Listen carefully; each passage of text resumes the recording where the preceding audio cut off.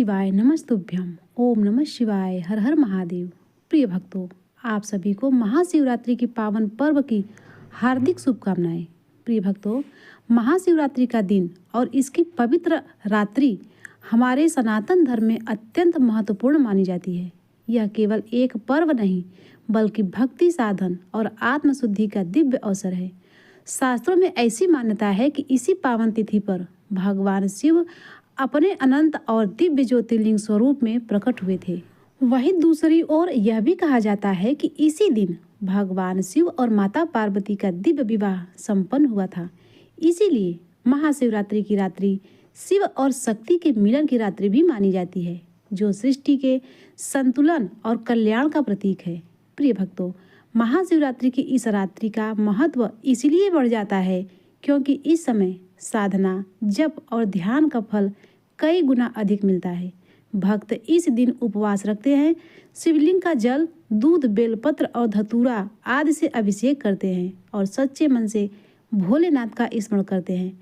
मान्यता है कि जो व्यक्ति इस दिन श्रद्धा और विश्वास से भगवान शिव की पूजा करता है, उसके जीवन के कष्ट धीरे धीरे समाप्त होने लगते हैं और उसके मार्ग की बाधाएं दूर हो जाती हैं। इस पावन रात्रि में जागरण का भी विशेष महत्व बताया गया है। भक्त पूरी रात जागकर भजन, कीर्तन, मंत्र जप और कथाओं का श्रवण करते हैं। कहा जाता है कि जो भक्त इस रात्रि में भगवान शिव का स्मरण करते हुए कथा सुनता है, उसकी मनोकामनाएं पूर्ण होती हैं और उसे जीवन में शांति और सुख की प्राप्ति होती है। इसीलिए प्रिय भक्तों, आज की इस वीडियो में हम आपको महाशिवरात्रि व्रत की प्रमुख कथा के साथ साथ 4 पहरों में सुनी जाने वाली पवित्र कथाएं भी सुनाने जा रहे हैं। जैसा कि आप जानते हैं कि महाशिवरात्रि की रात्रि को 4 पहरों में विभाजित किया गया है और प्रत्येक पहर में विधि विधान से शिवलिंग का अभिषेक और पूजन किया जाता है। हर पहर की कथा का अपना अलग महत्व और संदेश होता है, जो भक्तों को भक्ति, धैर्य और विश्वास का मार्ग दिखाता है। तो आप सभी श्रद्धा और धैर्य के साथ इस कथा को अंत तक अवश्य ही सुनिएगा, क्योंकि यह कथाएं केवल सुनने के लिए नहीं बल्कि जीवन को दिशा देने के लिए होती है। तो आइए प्रिय भक्तों, आरंभ करते हैं महाशिवरात्रि व्रत की प्रमुख कथा, जिसका वर्णन शिव पुराण में मिलता है। हर हर महादेव। प्राचीन काल में चित्रभानु नाम का एक शिकारी था। जानवरों की हत्या करके वह अपने परिवार का पेट पालता था। वह एक साहूकार का कर्जदार था, लेकिन उसका ऋण समय पर न चुका पाया। तब क्रोधित होकर साहूकार ने शिकारी को शिव मठ में बंदी बना दिया। संयोग से उस दिन शिवरात्रि थी। साहूकार के घर पर पूजा हो रही थी। तब शिकारी भी ध्यान मग्न होकर भगवान शिव संबंधी धार्मिक बातें सुनता रहा। चतुर्दशी को उसने शिवरात्रि व्रत की कथा भी सुनी। शाम होते होते साहूकार ने उसे अपने पास बुला लिया और ऋण चुकाने के बारे में बात की। तब शिकारी ने अगले दिन साहूकार का सारा कर्ज चुका देने की बात की। तब साहूकार ने उसे बंधन से मुक्त कर दिया। अपनी दिनचर्या के तहत वह शिकारी जंगल में शिकार करने के लिए निकला, लेकिन दिन भर बंदी गृह में रहने के कारण वह भूख प्यास से व्याकुल था। शिकार ढूंढता हुआ वह बहुत दूर तक निकल आया। जब अंधेरा हो गया तो उसने सोचा कि अब तो रात जंगल में ही बितानी पड़ेगी। तब वह उस जंगल में एक तालाब के किनारे एक बेल के पेड़ पर चढ़कर रात बिताने का इंतजार करने लगा। बेल के पेड़ के नीचे एक शिवलिंग था, जो बेल पत्र से ढका हुआ था। शिकारी को इस बात का पता नहीं चला। पड़ाव बनाते समय उसने जो टहनियाँ तोड़ी, वे संयोग से उस शिवलिंग पर गिरती चली गई। इस प्रकार दिन भर भूखे प्यासे शिकारी का व्रत भी हो गया और शिवलिंग पर बिल्व पत्र भी चढ़ गया। एक पहर रात बीत जाने पर एक गर्भिणी हिरन तालाब पर पानी पीने पहुंची। शिकारी ने उसे देखा तो धनुष पर तीर चढ़ाकर जैसे ही डोरी खींची, हिरणी बोल उठी, मैं गर्भिणी हूँ, जल्दी ही बच्चे को जन्म दूंगी। तुम एक साथ इस तरह 2-2 जीवों की हत्या करोगे, जो ठीक नहीं है। मैं अपने बच्चे को जन्म देकर जल्दी ही तुम्हारे सामने आ जाऊंगी, तब तुम मुझे मार लेना। शिकारी ने प्रतिज्ञा ढीली कर दी और हिरनी को देखते ही देखते जंगली झोपड़ी में गायब हो गई। डोरी ढीली करने और चढ़ाने के वक्त कुछ बेलपत्र अनायास ही टूटकर शिवलिंग पर गिर गए। इस प्रकार उस शिकारी के द्वारा अनजाने में ही शिवरात्रि के प्रथम पहर की पूजा भी हो गई। कुछ ही देर बाद एक और हिरणी उधर से निकली। शिकारी की खुशी का ठिकाना नहीं रहा। पास आने पर उसने धनुष पर बाण चढ़ाया। तब उसे देखकर हिरणी ने विनम्रतापूर्वक निवेदन किया कि शिकारी, मैं थोड़ी देर पहले ऋतु से निवृत्त हुई हूँ। मैं काम आतुर हिरणी हूँ। अपने प्रेम की खोज में भटक रही हूँ। अपने पति से मिलकर मैं जल्द ही तुम्हारे पास आ जाऊंगी। तब शिकारी ने उसे भी जाने दिया। 2 बार शिकार को खोकर अब उसका माथा ठनका। शिकारी चिंता में पड़ गया। रात का आखिरी पहर बीत रहा था। इस बार भी धनुष से लगकर कुछ बेलपत्र शिवलिंग पर जा गिरे और दूसरे पहर की पूजा भी संपन्न हो गई। तभी एक और हिरणी अपने बच्चे के साथ उधर से निकली। शिकारी के लिए यह स्वर्णमय अवसर था। उसने धनुष पर तीर चढ़ाने में अब बिल्कुल देर नहीं की। वह तीर छोड़ने ही वाला था कि हिरणी बोल उठी, हे शिकारी, मैं इन बच्चों को इनके पिता के पास छोड़कर आ जाऊंगी। इस समय तुम मुझे मत मारो। शिकारी हंसने लगा और बोला, सामने आए शिकार को छोड़ दूं? मैं इतना मूर्ख नहीं हूँ। इससे पहले भी मैं 2 बार अपना शिकार गंवा चुका हूँ। मेरे बच्चे भी भूख प्यास से व्याकुल हो रहे होंगे। उत्तर में हिरणी ने कहा, जैसे तुम्हें अपने बच्चों की ममता सता रही है, ठीक वैसे ही मुझे भी। शिकारी, मेरा विश्वास करो, मैं इन दोनों बच्चों को इनके पिता के पास छोड़कर तुरंत वापस लौट आऊंगी। हिरणी का दीन स्वर सुनकर शिकारी को उस पर दया आ गई। उसने उस हिरणी को भी जाने दिया। शिकार के अभाव में तथा भूख प्यास से व्याकुल शिकारी अनजाने में ही बेल वृक्ष पर बैठा हुआ बेलपत्र तोड़ तोड़कर नीचे फेंकता रहा। सुबह होने को हुई तो उसे एक हष्ट पुष्ट हिरण उसी रास्ते पर नजर आया।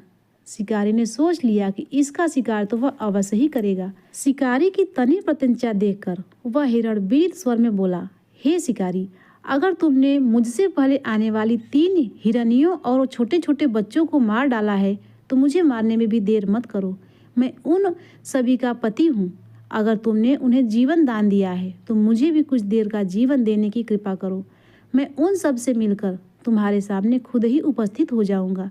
हिरण की यह बातें सुनते ही शिकारी के सामने रात का पूरा घटना चक्र घूम गया। उसने सारी बातें हिरण को सुना दी। जानकर हिरण बोला, मेरी 3 पत्नियां जिस प्रकार प्रतिज्ञा करके यहाँ से गई हैं, मेरी मृत्यु से वे अपने धर्म का पालन नहीं कर पाएंगी। इसीलिए हे शिकारी, जैसे तुमने उन पर विश्वास करके उन्हें छोड़ा है, वैसे ही इस समय मुझे भी जाने दो। मैं उन सब के साथ तुम्हारे सामने जल्दी ही उपस्थित होता हूँ। शिकारी ने हिरण की बात मानकर उसे भी जाने दिया। इस प्रकार प्रातः हो गई। उपवास, रात्रि जागरण और शिवलिंग पर बिल पत्र चढ़ाने से अनजाने में ही उस शिकारी से शिवरात्रि की पूजा भी पूरी हो गई। पर अनजाने में ही की गई पूजा का परिणाम उसे तत्काल मिल गया। शिकारी का हिंसक हृदय निर्मल हो गया, कोमल हो गया। अब उसके हृदय में भगवत शक्ति का वास हो गया।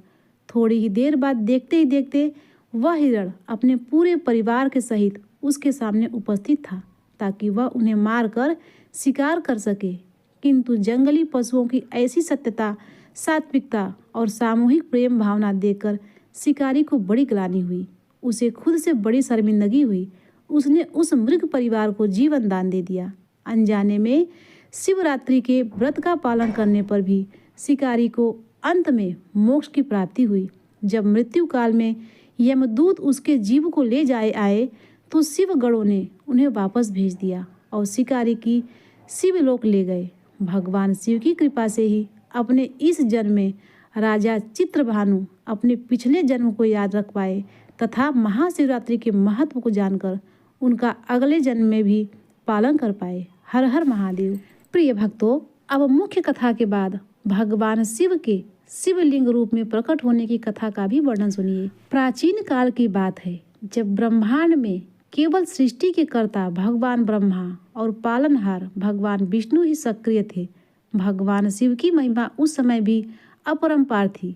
परंतु एक बार एक ऐसा प्रसंग आया जब श्री ब्रह्मा और श्री विष्णु के मध्य यह विवाद उत्पन्न हो गया कि दोनों में से कौन श्रेष्ठ है। तब यह विवाद इतना बढ़ गया कि दोनों ने अपनी अपनी शक्तियों का प्रदर्शन करना आरंभ कर दिया। देवताओं और ऋषियों मुनियों ने भी इस विवाद को शांत करने का प्रयास किया, परंतु जब कोई समाधान न निकला तब स्वयं भगवान शिव ने इस विवाद को दूर करने का निश्चय किया।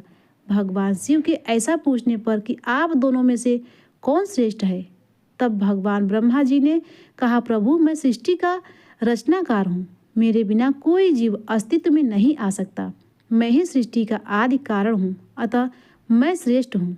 भगवान विष्णु ने उत्तर दिया कि महादेव, सिर्फ रचना करना ही तो सब कुछ नहीं होता, जब तक उसे सही मार्गदर्शन और पालन न मिले तब तक सृष्टि का कोई महत्व भी नहीं है। अतः मैं ही पालन करता हूँ, इसीलिए मैं श्रेष्ठ हूँ।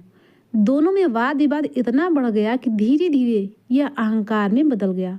दोनों के अहंकार को समाप्त करने के लिए तभी अचानक ब्रह्मांड में एक अद्भुत और अद्वितीय तेज प्रकट हुआ। यह एक अनंत प्रकाश स्तंभ के रूप में था, जो आकाश से पाताल तक फैला हुआ था। यह प्रकाश इतना दिव्य था कि इसके तेज से तीनों लोक प्रकाशित हो उठे। दोनों देवताओं ने इस दिव्य प्रकाश को देखकर अचंभित होकर एक दूसरे की ओर देखा। तभी एक दिव्य आकाशवाणी हुई, यह तेज परम ब्रह्म भगवान शिव का स्वरूप है। यदि तुम दोनों अपनी श्रेष्ठता सिद्ध करना चाहते हो तो इस प्रकार स्तंभ के अंत को खोजो और इसका अंतिम छोर खोज लेना, वही सबसे श्रेष्ठ होगा।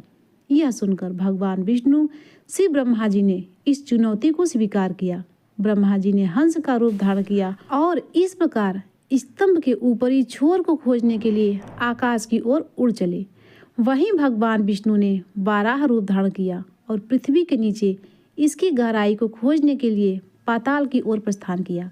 भगवान विष्णु वाराह रूप में बहुत गहराई में गए, परंतु उन्हें इसी ज्योतिर्लिंग का कोई अंत ही नहीं मिला। वे लाखों योजन अत्यधिक दूर तक चले, फिर भी इस क्रम प्रकार स्तंभ का कोई अंतिम बिंदु नहीं दिखाई दिया। तब उन्हें समझ में आ गया कि यह ज्योति अनंत है और कोई भी इसकी सीमा नहीं खोज सकता। वे इस सत्य को स्वीकार कर अपने स्थान पर वापस लौट आए और भगवान शिव को प्रणाम कर कहने लगे, हे महादेव, आप ही सृष्टि के मूल कारण हैं। मैं आपका शरणागत हूँ। मेरी बुद्धि पर जो भी मोह माया थी वह अब दूर हो गई है। अब वहीं ब्रह्मा जी आकाश की ऊंचाइयों तक पहुँच गए, परंतु वे भी उस दिव्य ज्योतिर्लिंग के अंत को नहीं खोज सके। लेकिन अहंकारवश उन्होंने सोचा कि अगर मैं हार मान लूं तो मेरी तो श्रेष्ठता समाप्त हो जाएगी। तभी उन्हें एक केतकी का पुष्प नीचे गिरता हुआ मिला। ब्रह्मा जी ने उस केतकी के पुष्प से ही पूछा, क्या तुम इस क्रमशः स्तंभ के ऊपरी छोर से आए हो? केतकी के पुष्प ने उत्तर दिया, हाँ, मैं इस प्रकाश स्तंभ से के ऊपरी भाग से ही गिर रहा हूँ। ब्रह्मा जी ने तब इस पुष्प को साक्षी बनाकर झूठ बोलने का निश्चय किया। वे लौटकर श्री विष्णु जी के पास आए और कहने लगे, मैंने इस प्रकाश स्तंभ का अंत पा लिया है। तब भगवान विष्णु को ब्रह्मा जी की बात पर संदेह हुआ, लेकिन ब्रह्मा जी ने केतकी पुष्प को प्रमाण स्वरूप प्रस्तुत किया। तभी भगवान शिव वहां प्रकट हुए और उन्होंने क्रोधित होकर कहा, ब्रह्मा, तुमने झूठ बोलकर अपनी श्रेष्ठता सिद्ध करने का प्रयास किया है, इसीलिए अब से कोई तुम्हारी पूजा नहीं करेगा, तुम्हारे नाम से कोई मंदिर नहीं बनेगा। और भगवान शिव ने केतकी के पुष्प से भी कहा, तुम झूठ का साथ देने से दोषी हो, इसीलिए अब से मेरी पूजा में तुम्हें कभी भी अर्पित नहीं किया जाएगा। केतकी का पुष्प यह सुनकर कांप उठा और भगवान शिव से क्षमा मांगने लगा, परंतु शिव जी ने कहा कि झूठ को किसी भी रूप में स्वीकार नहीं किया जा सकता। भगवान शिव ने फिर कहा कि यह ज्योतिर्लिंग मेरा अनंत स्वरूप है, इसे जो सच्चे मन से पूजे वह समस्त पापों से मुक्त होकर मोक्ष प्राप्त कर लेता है। यही कारण है कि महाशिवरात्रि के प्रथम पहर में इस कथा को सुनने और शिवलिंग का पूजन करने का विशेष महत्व बताया गया है। इस प्रकार जो भी भक्त इस कथा को महाशिवरात्रि के प्रथम पहर में सुनता है और शिवलिंग का विधिवत पूजन करता है, वह समस्त दोषों से मुक्त होकर शिव कृपा को प्राप्त करता है। इस कथा का श्रवण करने से विशेष पुण्य की प्राप्ति होती है और भक्तों को यह अहंकार त्याग से और सत्य के मार्ग पर चलने की प्रेरणा देती है। तो प्रिय भक्तों, एक बार प्रेम से बोलिए नमः पार्वती पतये हर हर महादेव। प्रिय भक्तों, भगवान शिव और माता पार्वती जी का विवाह केवल एक दाम्पत्य संबंधी नहीं बल्कि यह भक्ति, तपस्या और समर्पण की सर्वोच्च गाथा है। माता पार्वती जी की कठोर तप और भक्ति के कारण ही उन्हें भगवान शिव का वरदान प्राप्त हुआ। दूसरे पहर की कथा में इस दिव्य विवाह की संपूर्ण महिमा का वर्णन किया जाता है और इस कथा को सुनने और स्मरण करने से दाम्पत्य जीवन में सुख शांति आती है। संतान होने को संतान सुख की प्राप्ति होती है और समस्त मनोकामनाएं भी पूर्ण होती है। सतयुग में दक्ष प्रजापति की पुत्री सती ने भगवान शिव को अपने पति रूप में प्राप्त करने के लिए घोर तपस्या की थी। उनका विवाह भगवान शिव से हुआ, लेकिन एक बार दक्ष प्रजापति ने एक विशाल यज्ञ का आयोजन किया और उसमें भगवान शिव को आमंत्रित नहीं किया। देवी सती ने जब अपने पिता के यज्ञ में जाना चाहा तो भगवान शिव ने उन्हें समझाया कि जहाँ उनका सम्मान न हो वहाँ जाना उचित नहीं। परंतु सती अपने पिता से मिलने और कारण जानने के लिए चली गई। यज्ञ में पहुंचकर उन्होंने देखा कि उनके पिता ने भगवान शिव का अपमान किया है। यह सहन न कर पाने के कारण उन्होंने वही योग अग्नि द्वारा अपने प्राण त्याग दिए। भगवान शिव को जब यह ज्ञात हुआ तो उन्होंने क्रोधित होकर तांडव किया और वीरभद्र को भेजकर दक्ष यज्ञ का विध्वंस करा दिया। तब देवी सती ने अगले जन्म में राजा हिमालय और माता मेनका के घर जन्म लिया। उन्हें पार्वती नाम दिया गया। बचपन से ही देवी पार्वती भगवान शिव की परम भक्त थी। देव ऋषि नारद ने एक दिन माता पार्वती जी को बताया कि वे पूर्व जन्म में सती थी और भगवान शिव उनके नियत पति हैं। यह सुनकर पार्वती जी ने अपने हृदय में भगवान शिव को प्राप्त करने का निश्चय किया और कठोर तपस्या में लीन हो गई। तब माता पार्वती ने हजारों वर्षों तक हिमालय की गुफाओं में कठिन साधना की। पहले उन्होंने केवल फलाहार किया, फिर केवल सूखे पत्तों का सेवन करने लगी। अंत में उन्होंने जल और अन्न का त्याग कर केवल वायु के आधार पर तपस्या की। उनकी इस कठोर तपस्या से समस्त देवता और ऋषि मुनि प्रभावित हो गए। स्वयं ब्रह्मा और विष्णु भी पार्वती जी की भक्ति देखकर चकित थे। भगवान शिव माता पार्वती की भक्ति से प्रसन्न हो तो थे, लेकिन वे उनके प्रेम की प्रतीक्षा लेना चाहते थे। तब उन्होंने सप्त ऋषियों को दी पार्वती जी के पास भेजा। सप्त ऋषियों ने माता पार्वती से कहा, हे देवी, आप इतनी कठिन तपस्या कर रही हैं, लेकिन शिव तो बैरागी हैं। वे सांसारिक जीवन से परे हैं, भस्म रमाने वाले हैं, संसार में रहने वाले हैं और आप जैसी राजकुमारी की योग्य वो नहीं हैं। तब माता पार्वती जी ने उत्तर दिया, भगवान शिव समस्त ब्रह्मांड के स्वामी हैं और उनकी भक्ति से बढ़कर कुछ भी नहीं है। मेरे लिए शिव ही सर्वस्व हैं। यह सुनकर सप्त ऋषि संतुष्ट हुए और भगवान शिव को यह समाचार सुनाया। तब भगवान शिव स्वयं एक वृद्ध ब्राह्मण का रूप धारण करके देवी पार्वती जी के पास आए और उनसे बोले, हे देवी, तुम युवा, रूपवान और दिव्य गुणों से युक्त हो। मैं देख रहा हूँ कि तुम भगवान शिव के लिए इतनी कठिन तपस्या कर रही हो, लेकिन क्या तुमने सोचा है कि शिव की कोई संपत्ति नहीं। वे वनवासी हैं, भस्म लगाते हैं और मृग छाला धारण करते हैं। क्या तुम सच में ऐसा वर चाहती हो? माता पार्वती जी ने उत्तर दिया, हे ब्राह्मण देव, आप चाहे जो कहें, लेकिन मेरे लिए तो शिव ही सब कुछ हैं। उनके बिना मैं जीवन की कल्पना भी नहीं कर सकती।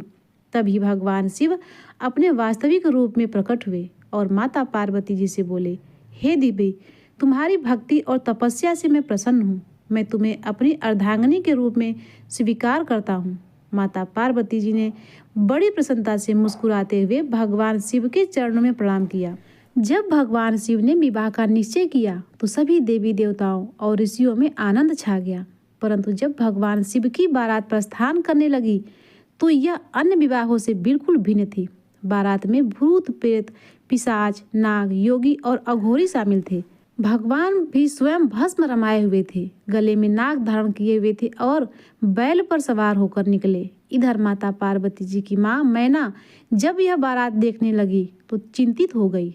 तब भगवान शिव अपनी माया से सुंदर स्वरूप धारण कर लेते हैं और माता पार्वती जी से विधिवत विवाह करते हैं। भगवान शिव और माता पार्वती जी के इस विवाह से यह सिद्ध होता है कि सच्चे प्रेम और समर्पण से भगवान भी प्रसन्न होकर कृपा बरसाते हैं। महाशिवरात्रि की द्वितीय पहर में इस कथा को सुनने से दाम्पत्य जीवन सुखमय बनता है। जो व्यक्ति विवाह में समस्याओं का सामना कर रहा हो उन्हें तो इस कथा को अत्यंत श्रद्धा से सुनना चाहिए। जिन कन्याओं का विवाह नहीं हो पा रहा हो वे माता पार्वती जी का व्रत करें और इस कथा का श्रवण करें। यह पावन कथा समस्त दुखों और कष्टों को दूर करने वाली मानी गई है। हर हर महादेव। प्रिय भक्तों, महाशिवरात्रि की शुभ बेला में अब हम तीसरे पहर की कथा को सुनकर भगवान शिव की कृपा प्राप्त करें। प्रिय भक्तों, भगवान शिव तो करुणा के सागर है। वे अपने भक्तों की हर इच्छा पूर्ण करने वाले हैं, लेकिन कई बार असुर उनकी तपस्या से प्रसन्न कर वरदान प्राप्त कर लेते हैं और उसका दुरुपयोग करते हैं। ऐसा ही एक प्रसंग भस्मासुर के साथ घटित हुआ, जिसने भगवान शिव को स्वयं संकट में डाल दिया। यह कथा भगवान शिव और भगवान श्री विष्णु के अटूट प्रेम की गाथा है। जब भगवान शिव संकट में आए तो भगवान विष्णु ने मोहिनी रूप धारण कर उन्हें बचाया। यह कथा हमें सिखाती है कि अहंकार और शक्ति का दुरुपयोग स्वयं के विनाश का कारण बन सकता है। प्राचीन काल में शंखचूड़ नामक असुर के वंश में भस्मासुर नामक राक्षस उत्पन्न हुआ। वह अत्यंत बलशाली और अहंकारी था। उसे अपने बल का बहुत गर्व था, लेकिन वह अमृत की शक्ति प्राप्त करना चाहता था। भस्मासुर ने घोर तपस्या का निश्चय किया और कैलाश पर्वत पर जाकर भगवान शिव की उपासना में लीन हो गया। उसने हजारों वर्ष तक कठिन तपस्या की।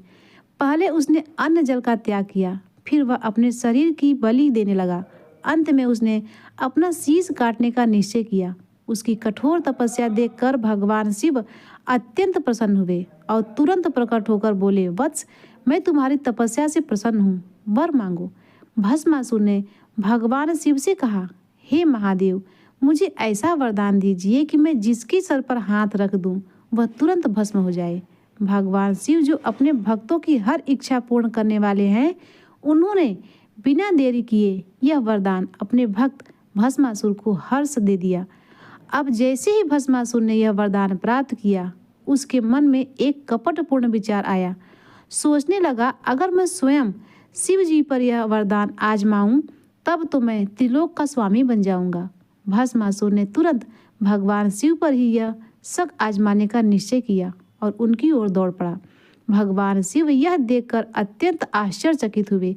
वे जानते थे कि उनका दिया हुआ वरदान अटल होता है, उसे कोई रोक नहीं सकता। अब तो उनके लिए एकमात्र उपाय बचा था, भागना। अब भगवान शिव तीनों लोकों में दौड़ने लगे। वे कैलाश से सीधे पाताल लोक गए, फिर वे स्वर्ग और धरती पर भागते रहे। ब्रह्मा जी के पास गए, लेकिन वे भी उनकी सहायता करने में असमर्थ थे। भस्मासुर भी इधर शिव जी के पीछे पीछे दौड़ रहा था। उसने निश्चय कर लिया था कि शिव जी को भस्म करके वह स्वयं अमृत प्राप्त करेगा। तब भगवान शिव ने अंत में भगवान विष्णु के शरण लेने का निश्चय किया। वे क्षीर सागर पहुँचे और भगवान विष्णु से अपनी समस्या कही। भगवान विष्णु शिव जी की संकट की बात सुनकर मुस्कुराए, कहने लगे, महादेव, चिंता मत कीजिए, मैं इस असुर का अहंकार मिटा दूंगा। तब भगवान विष्णु ने मोहिनी रूप धारण किया। मोहिनी रूप में वे अपार सौंदर्य से युक्त दिव्य नारी बन गए। उनका रूप ऐसा था कि कोई भी उन पर मोहित हो सकता था। जब भस्मासुर शिव जी को खोजता हुआ वहां पहुंचा तो उसने मोहिनी को देखा और मंत्रमुग्ध हो गया। मोहिनी ने मुस्कुराते हुए कहा, हे भस्मासुर, तुम बहुत बलशाली और वीर लगते हो। बाकी सब तो ठीक है, लेकिन क्या तुम मेरे समान सुंदर नृत्य कर सकते हो? भस्मासुर, जो पहले ही मोहिनी पर मोहित हो चुका था, तुरंत नृत्य करने के लिए तैयार हो गया। अब मोहिनी ने नृत्य करना आरंभ किया। भस्मासुर भी उनके साथ साथ नृत्य करने लगा। मोहिनी ने धीरे धीरे हाथ उठाकर अपने सिर पर रखा। भस्मासुर भी अंधाधुंध उनकी नकल करता रहा। जैसे ही उसने अपने सिर पर हाथ रखा, वरदान के प्रभाव से वह स्वयं उसी जगह पर भस्म हो गया। यह देखकर भोलेनाथ तो बड़े प्रसन्न हुए और भगवान विष्णु की स्तुति करने लगे। हे नारायण, संकट के समय आपने मेरी रक्षा की। हम दोनों का प्रेम अविनाशी है। भगवान शिव और भगवान विष्णु का प्रेम अद्वितीय और अलौकिक है। इस कथा से सिद्ध होता है कि अहंकार विनाश का कारण बनता है। शक्ति का दुरुपयोग स्वयं के लिए घातक होता है। भगवान विष्णु और शिव जी में कोई भेद नहीं है, परस्पर पूरक है। जो शिव जी की आराधना करता है उसे भगवान विष्णु की कृपा भी प्राप्त होती है। और जो व्यक्ति इस कथा को महाशिवरात्रि के तीसरे पहर में सुनता है, उसके जीवन से संकट और भय समाप्त हो जाते हैं। जो भगवान शिव और भगवान विष्णु दोनों की आराधना करता हो, वह सभी कष्टों से मुक्त होकर मोक्ष प्राप्त करता है। यह कथा हमें अहंकार त्यागने और सच्चे भक्त बनने की प्रेरणा देता है। हर हर महादेव। जय श्री हरि। प्रिय भक्तों, अब हम सभी महाशिवरात्रि के चौथे पहर में भगवान शिव और माता पार्वती जी की कृपा प्राप्त करने के लिए चतुर्थ पहर की कथा का श्रवण करते हैं। प्रिय भक्तों, भगवान शिव केवल संहार के ही देव नहीं, बल्कि वे तो सृष्टि के पालन और संतुलन के भी स्वामी हैं। महाशिवरात्रि के चतुर्थ पहर में शिव जी के अर्धनारीश्वर रूप की कथा सुनी और सुनाई जाती है, जो यह दर्शाती है कि न केवल पुरुष बल्कि स्त्री भी सृष्टि की उतनी ही महत्वपूर्ण धुरी है। और यह कथा हमें यह भी सिखाती है कि अहंकार चाहे कितना भी बड़ा हो, शिव जी के आगे टिक नहीं सकता। स्वयं ब्रह्मा और विष्णु को भी इस सत्य को स्वीकार करना पड़ा और भगवान शिव का अर्धनारीश्वर रूप इस ब्रह्मांड की दिव्य सृष्टि का प्रतीक है, जिसमें शिव और शक्ति एक साथ मिलकर संपूर्ण अस्तित्व को बनाए रखते हैं। यह रूप दर्शाता है कि पुरुष और स्त्री तत्व परस्पर पूरक हैं और संसार के संतुलन के लिए इनका एकीकरण आवश्यक है। भगवान शिव का यह स्वरूप आधे शरीर में पुरुष रूप और आधे शरीर में स्त्री रूप में अर्थात शिव और शक्ति का रूप में प्रकट होता है। यह रूप न केवल आध्यात्मिक दृष्टि से महत्वपूर्ण है, बल्कि वैज्ञानिक और दार्शनिक दृष्टिकोण से भी गहरा संदेश देता है। सृष्टि के आरंभ में जब भगवान ब्रह्मा ने संसार की रचना का कार्य आरंभ किया, तब उन्होंने अकेले ही जीवों को उत्पन्न करने की चेष्टा की, लेकिन वे असफल रहे। उन्होंने बहुत प्रयास किया, परंतु सृजन संभव नहीं हुआ। तब भगवान ब्रह्मा जी ने भगवान शिव की उपासना की और उनके इस समाधान की याचना की। भगवान शिव ने प्रकट होकर कहा, हे ब्रह्मा, सृजन तभी संभव होगा जब पुरुष और स्त्री दोनों का समावेश हो। ब्रह्मा जी को यह बात समझ में आई, लेकिन वे नहीं जानते थे कि अब स्त्री तत्व कहाँ से आएगा। तब भगवान शिव ने अपनी योग माया से अपने आधे शरीर को माँ पार्वती के रूप में परिवर्तित कर दिया और इस प्रकार वे अर्धनारीश्वर रूप में प्रकट हुए। जब ब्रह्मा जी ने भगवान शिव को अर्धनारीश्वर रूप में देखा, तो वे अत्यंत विस्मय हो गए। शिव जी के इस स्वरूप में उनका दाहिना भाग पुरुष रूप था और बायां भाग देवी शक्ति के रूप में। तब भगवान शिव ने ब्रह्मा जी को आशीर्वाद दिया कि अब इस संसार में पुरुष और स्त्री दोनों मिलकर सृजन करेंगे। पुरुष बीज देता होगा और स्त्री जन्मदात्री होगी। यही प्रकृति का अटल नियम होगा। ऐसा कहकर भगवान शिव ने अपने अर्धनारीश्वर रूप से स्त्री शक्ति को पृथक कर दिया। अब माँ शक्ति स्वतंत्र रूप से विद्यमान हो गई और ब्रह्मा जी ने सृष्टि का सृजन प्रारंभ कर दिया। जब देवताओं और ऋषियों ने भगवान शिव के अर्धनारीश्वर रूप के दर्शन किए, तो वे शिव और शक्ति की इस अद्भुत लीला को देखकर मंत्रमुग्ध हो गए। बोले, हे प्रभु, आपका यह स्वरूप हमें सिखाता है कि संसार में ना तो पुरुष अकेला पूर्ण है और ना ही स्त्री, दोनों मिलकर ही इस ब्रह्मांड को संतुलित रखते हैं।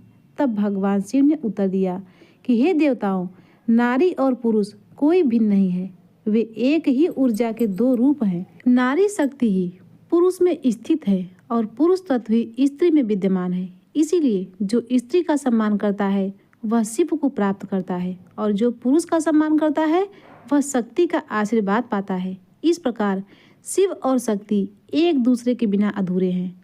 शक्ति शिव की क्रिया है और शिव शक्ति का आधार है। संसार में पुरुष और स्त्री दोनों समान रूप से महत्वपूर्ण हैं। दोनों के बिना जीवन संभव नहीं। इस प्रकार जो भी भक्त भगवान के अर्धनारीश्वर रूप की आराधना करता है, उसे जीवन में संतुलन, प्रेम और आध्यात्मिक उन्नति प्राप्त होती है।